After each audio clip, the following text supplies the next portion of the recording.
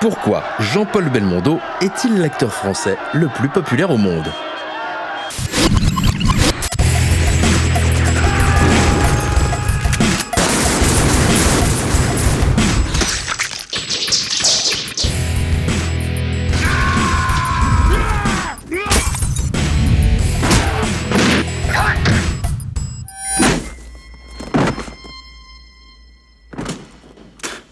Bienvenue dans Stéroïdes, l'émission qui fait l'exégèse des gros bras.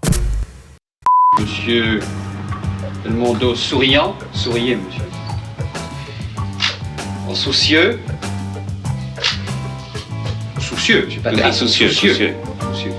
Tout au long de sa carrière, Jean-Paul Belmondo a su briser les frontières bien étanches du petit monde du cinéma français, imposant son style et son charisme devant la caméra cérébrale d'un Jean-Luc Godard ou d'un Alain Resnais, comme devant celle d'un Henri Verneuil ou d'un Georges Lautner, davantage tournée vers le public. Et un casse-casse poulet, hein ? Et malgré cet éclectisme évident, celui qu'on a rapidement surnommé Bébel n'a jamais fait preuve de calcul ou de cynisme. Qu'il interprète un flic musclé ou un prêtre confronté aux sentiments amoureux, il n'a jamais triché, donnant à ses réalisateurs tout ce qu'il avait et surtout, tout ce qu'il était. Coucou Adrien.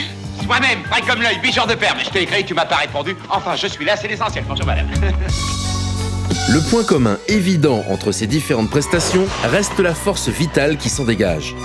Un mélange de puissance, de chaleur humaine et d'ironie qui irradie la pellicule à chaque instant et qui prouve que Bébel possède ce charisme indéfinissable qui est celui des plus grandes stars de cinéma. Tous les réalisateurs qui ont dirigé Belmondo parlent de cette allure imposante, de cette présence évidente, de cette gaieté inaltérable, derrière lesquelles semblent couver des choses que le comédien a toujours mis un point d'honneur à garder pour lui. Personne ne sait qui je suis, de quoi je suis capable. Mais toujours est-il qu'à ses débuts, personne n'avait jamais vu un acteur jouer comme le faisait Belmondo. À la fois désinvolte et concerné, détaché et infiniment proche, ce comédien ne ressemble à aucun autre et ne correspond à aucun canon. Jusque dans ce visage sympathique, gouailleur et cabossé qui en fera tomber plus d'une. Débordant d'un charisme qui semble couler de source, il fait partie de ces acteurs qui bouffent l'image. Vous plaisez aux femmes ? Je ne sais pas. Voilà sans doute le secret de la cote d'amour de Belmondo auprès du public, qui lui a permis de traverser intact un demi-siècle de cinéma, malgré les échecs épisodiques, les déconvenus ou tout simplement les problèmes personnels. Ah, c'est de la mécanique d'avant-guerre incassable, une révision tous les 100 ans et ça repart. Lorsque l'on pense à lui, des images surgissent immédiatement sans qu'il y ait besoin de citer les titres des films en question. Belmondo en voyou, en train de se promener sur les Champs-Élysées en compagnie de Gene Seberg, en aventurier qui saute en parachute au-dessus de la forêt amazonienne, en ivrogne magnifique qui improvise un flamenco endiablé dans un bistrot normand, ou encore en héros idéal, tenant Jacqueline Bisset d'une main et de l'autre arrosant de plomb une multitude de méchants sur fond de plage paradisiaque. Ces instants magiques abondent dans la filmographie haute en couleurs de cette vedette unique. Des moments qui ont marqué au fer blanc l'imaginaire collectif et qui ont fait de Belmondo quelque chose d'un peu plus important qu'une star, une véritable icône du 7e art. C'est moi le Christ. Une race de comédiens rarissimes dont une seule image suffit à évoquer le cinéma et chez qui on ne sait plus démêler, à la longue, la fiction de la réalité. Dans le cadre du cinéma qui nous intéresse, cela signifie pour Bébel d'exécuter ses propres cabrioles. On est parti. La preuve en images avec notre point cascade.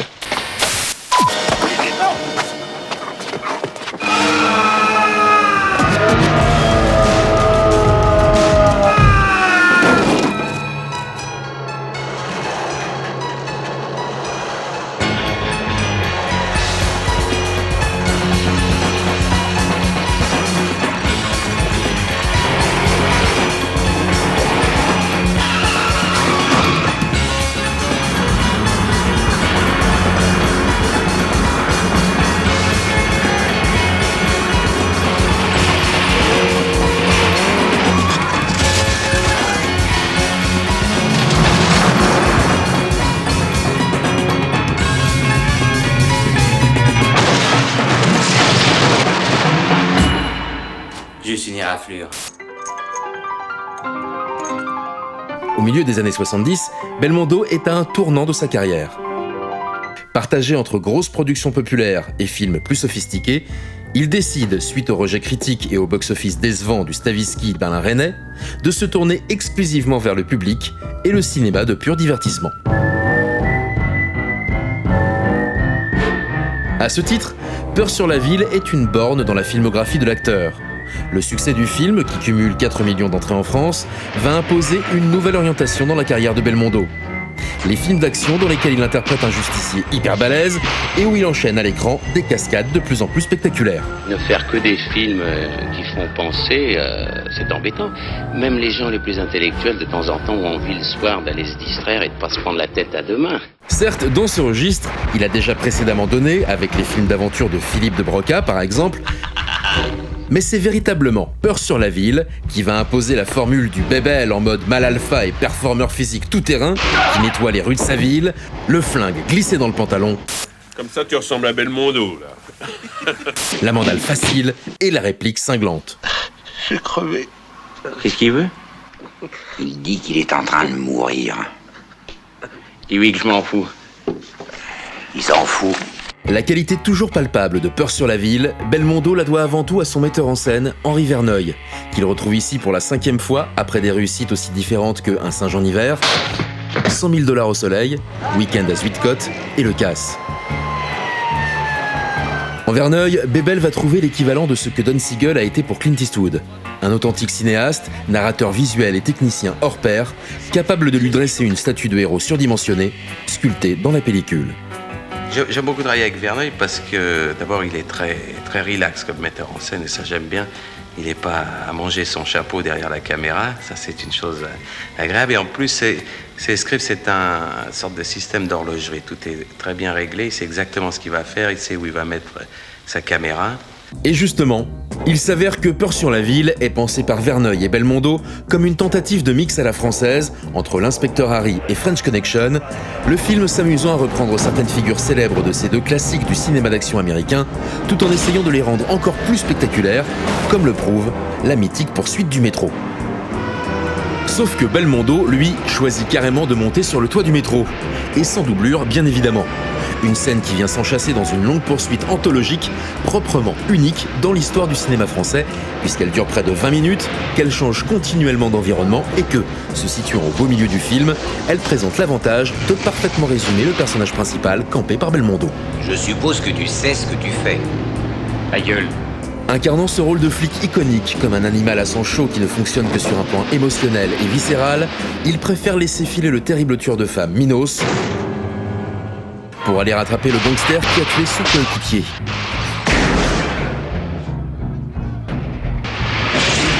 Chose faite, il lui faudra un nouveau désir de vengeance pour stopper Minos une bonne fois pour toutes. Nom de Dieu. En une scène d'action qui fera date, Verneuil parvient donc non seulement à représenter dans l'action la problématique de son personnage principal, mais en plus à livrer la quintessence du style Belmondo, à la fois physique, inconscient, rebelle, joueur, tenace et fidèle à ce qu'il est.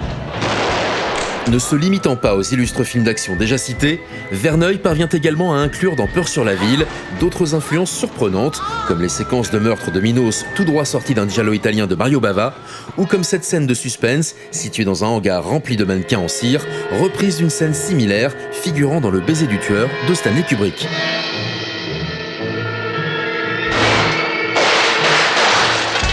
Des idées qui forment un tout cohérent et terriblement français à l'arrivée. À tout instant, il se passe quelque chose aux Galeries Lafayette. Verneuil parvenant à laisser suffisamment de marge de manœuvre à Belmondo pour que ce dernier serve de lion à l'ensemble et parvienne à s'imposer comme la French action star terminale.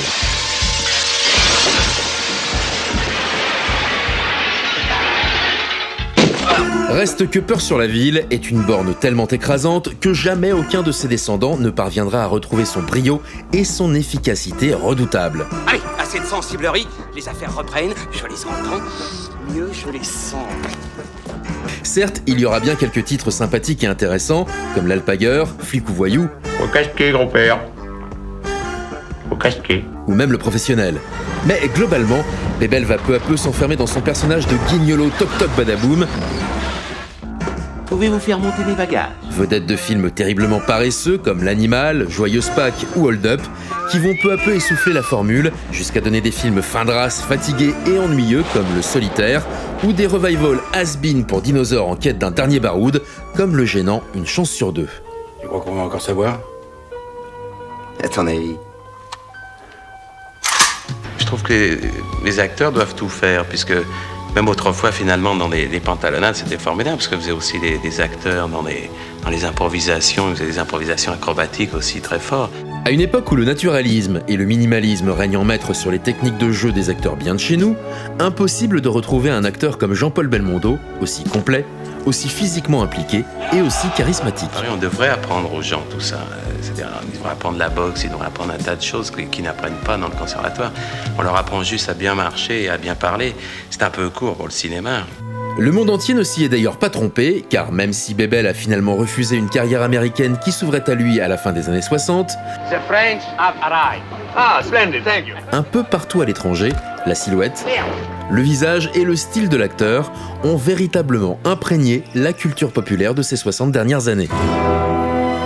On le retrouve par exemple, selon le propre aveu de leurs auteurs, sous les traits du cow-boy de bande dessinée Blueberry, créé par Jean Giraud et Jean-Michel Charlier, mais aussi du héros du Fumetti à succès Goldrake, ou encore sous ceux de Cobra, le célèbre personnage de manga créé par Buichi Terasawa à la fin des années 70.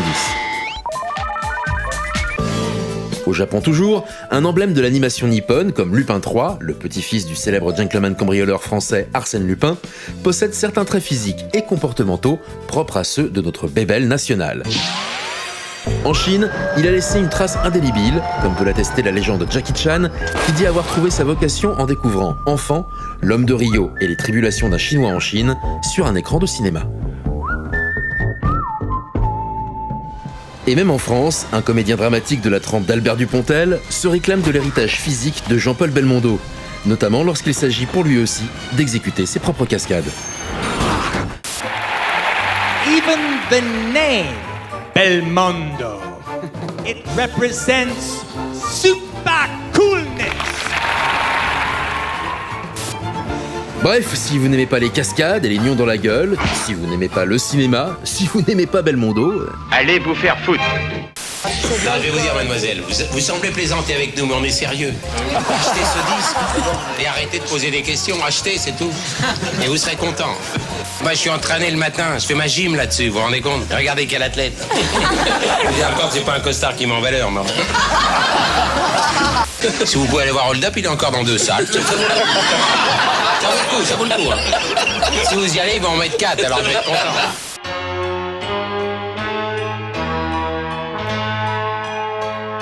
Faut s'abonner, gros père. Faut s'abonner.